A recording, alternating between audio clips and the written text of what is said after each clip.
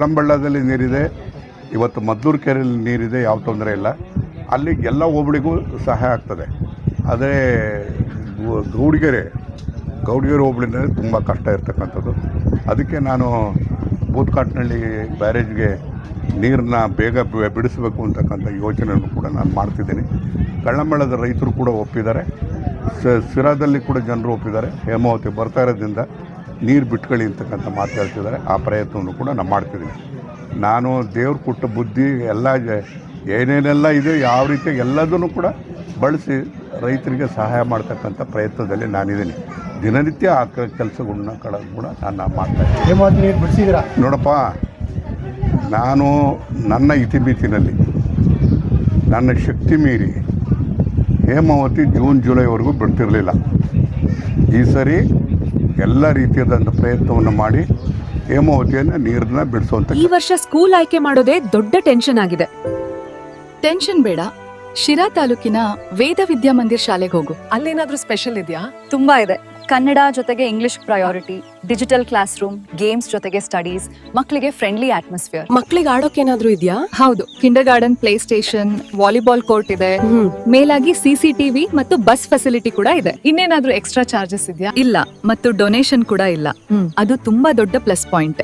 ಹಾಗಾದ್ರೆ ಇದು ನಮ್ಮ ಮಕ್ಕಳಿಗಾಗಿ ಸರಿಯಾದ ಶಾಲೆ. ಕೆಲಸವನ್ನು ಮಾಡಿದ್ದೀನಿ.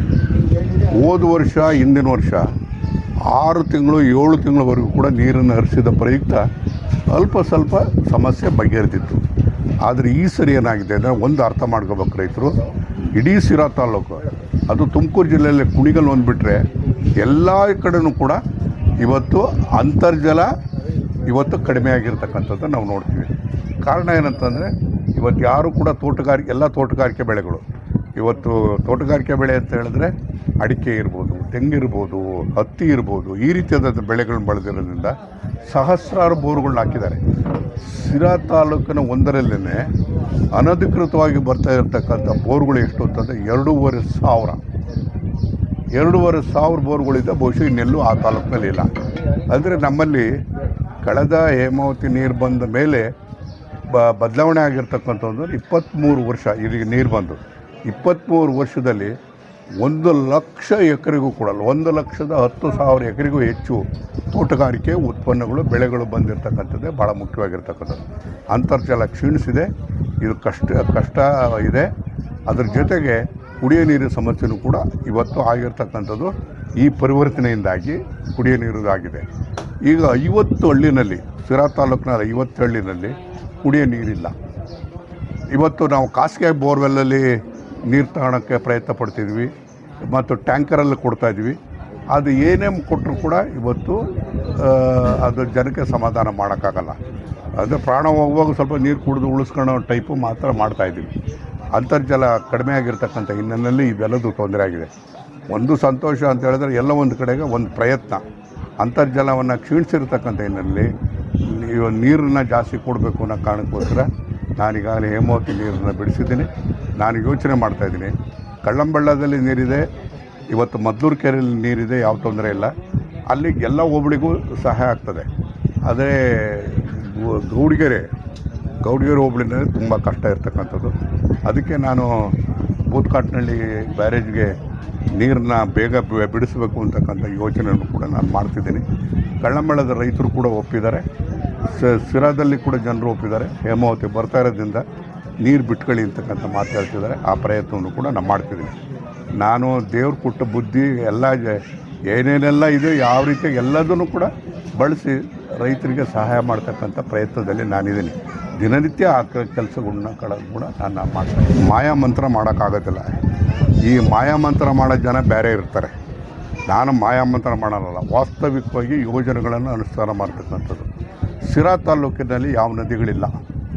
ನಮ್ಮದು ರೈನ್ ಶಾಡೋ ಏರಿಯಾ ಅಂದರೆ ಮಳೆ ಬರದೇ ಇರತಕ್ಕಂಥ ಪ್ರದೇಶ ಆಗಿದೆ. ಹೌದು, ನಿಮ್ಮ ಮಕ್ಕಳ ಉಜ್ವಲ ಭವಿಷ್ಯಕ್ಕೆ ಇದು ಸರಿಯಾದ ಮಾರ್ಗ. ಹೆಚ್ಚಿನ ಮಾಹಿತಿಗಾಗಿ ಸಂಪರ್ಕಿಸಿ ವೇದ ವಿದ್ಯಾಮಂದಿರ 8808805738 ಮತ್ತು 7897898021. ವೇದ ವಿದ್ಯಾಮಂದಿರ, ವೇದ ವಿದ್ಯಾಮಂದಿರ, ಜ್ಞಾನ ಜ್ಯೋತಿ ಎಲ್ಲಿ ಉರಿಯಲಿ,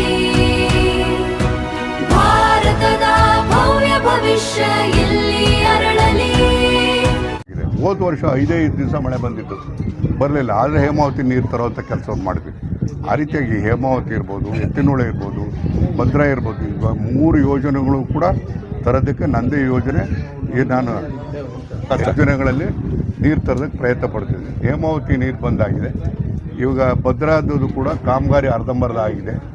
ಅದಕ್ಕೆ ಸಂಪೂರ್ಣವಾಗಿ ಹಣ ಸುಮಾರು ಬೇಕಾಗ್ತದೆ. ಕೇಂದ್ರ ಸರ್ಕಾರದವರು ನಾನು ಹಿಂದೆ ಮಂತ್ರಿ ಆದಾಗಲೇ 5,300 ಕೋಟಿ ಕೊಡ್ತೀವಿ ಅಂತೇಳಿ ಒಪ್ಕೊಂಡಿದ್ರು.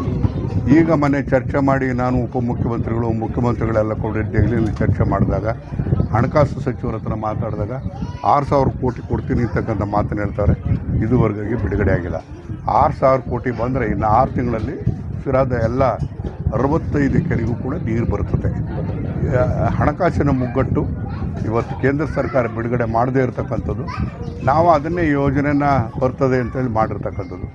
ಈಗ ಇನ್ನು ಕೆಲವೇ ದಿವಸದಲ್ಲಿ, ಬಹುಶಃ ಇನ್ನೊಂದು 15 ದಿವಸದಲ್ಲಿ ಈಗಾಗಲೇ ಭದ್ರಾ ನೀರನ್ನು ಚಿತ್ರದುರ್ಗ ನಾಲೆಗೆ ಹರಿಸ್ಬೇಕು ಅಂತೇಳಿ ತೀರ್ಮಾನ ಮಾಡಿದ್ವಿ. ಇನ್ನೊಂದು 15 ದಿವಸಕ್ಕೆ ಚಿತ್ರದುರ್ಗ ನಾಲೆಗೆ ನೀರು ಹರಿಸ್ತೀವಿ. ನಮ್ಮದು ಬರ್ತಕ್ಕಂಥದ್ದು ತುಮಕೂರು ನಾಲೆ. ತುಮಕೂರು ನಾಲೆ ಅಂತಕ್ಕಂಥದ್ದು ಯಾವಾಗ ಆಗಿದ್ದು ಅಂತಂದರೆ ಚಿತ್ರದುರ್ಗದ್ದು ಮೊದಲೇ ಇತ್ತು.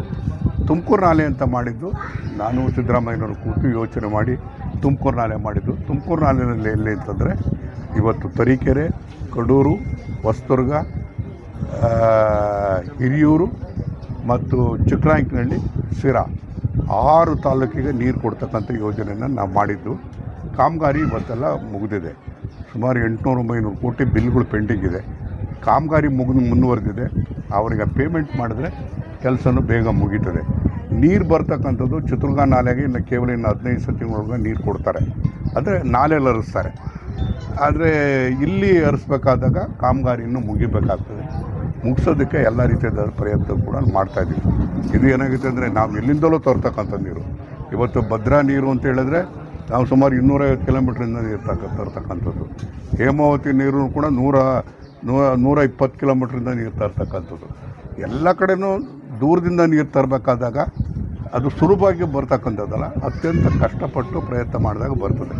ಈಗ ನಾನು ಭಾಳ ಮುಖ್ಯವಾಗಿ ಅಂತೇಳಿ ಎತ್ತಿನಹೊಳೆ ನೀರು ಕೂಡ ಇನ್ನು ಒಂದು 2 ತಿಂಗಳೊಳಗಾಗಿ ನೀರು ಕೊಡುವಂಥದ್ದು ಆಗಿದೆ.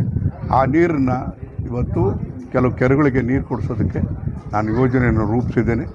ಈಗಾಗಲೇ ಸತತವಾಗಿ ಸಭೆಗಳನ್ನ ಮಾಡಿ ಯಾವ್ಯಾವ ಕೆರೆಗಳಿಗೆ ಕೊಡಬಹುದು ಅಂತಕ್ಕಂಥದ್ರ ಬಗ್ಗೆಯೂ ಕೂಡ ನಾವು ಚಿಂತನೆ ಮಾಡಿ ಯೋಜನೆಯನ್ನು ಕೂಡ ಕೊಡ್ತಾಯಿದ್ದೀವಿ. ಒಟ್ಟಾರೆ ನಮ್ಮ ಎಲ್ಲ ಯೋಜನೆಗಳು ಕೂಡ ಅತ್ಯಂತ ದುಬಾರಿಯಾದಂಥ ಯೋಜನೆಗಳು. ಇದು ಹೆಚ್ಚಿನ ಹಣ ಕೇಂದ್ರ ಮತ್ತು ರಾಜ್ಯ ಸರ್ಕಾರದಿಂದ ಹಣ ಬಂದಾಗ ಮಾತ್ರ ಮಾಡೋದಕ್ಕೆ ಸಾಧ್ಯ ಆಗ್ತದೆ. ಆ ಎಲ್ಲ ಪ್ರಯತ್ನವೂ ಕೂಡ ಮುಖ್ಯಮಂತ್ರಿ, ಉಪಮುಖ್ಯಮಂತ್ರಿ ಮತ್ತು ಕರ್ನಾಟಕ ಸರ್ಕಾರ ಇವತ್ತು ಬೆಂಬಲವಾಗಿ, ಸದಾ ಬೆಂಬಲವಾಗಿ ಯೋಜನೆಗಳನ್ನು ಮುಗಿಸೋದಕ್ಕೆ ಬದ್ಧವಾಗಿ ಕೆಲಸವನ್ನು ಮಾಡ್ತಾಯಿದೆ.